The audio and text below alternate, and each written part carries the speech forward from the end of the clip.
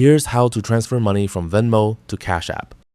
To transfer money from Venmo to Cash App without using a traditional bank account, you'll need to use your Cash App account and routing numbers. First, open Cash App, tap the Money or Banking tab, then select Direct Deposit to view your routing and account numbers. Copy both numbers. Next, open Venmo, tap your profile, go to Settings, then Payment Methods, and choose Add a Bank Account. You can also just stay on the profile page and select Add a Bank to add your bank account. Now, select the option to add your bank manually, then enter the routing number and account number from Cash App.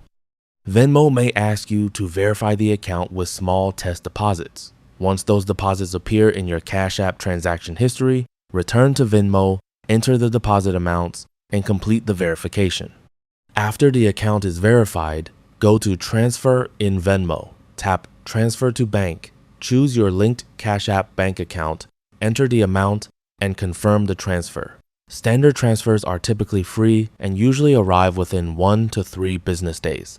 Instant transfers to a manually linked Cash App bank account may not be supported, depending on your account and Venmo's current policies. Once the transfer is complete, the money will appear in your Cash App balance. That's all for this video. Thanks.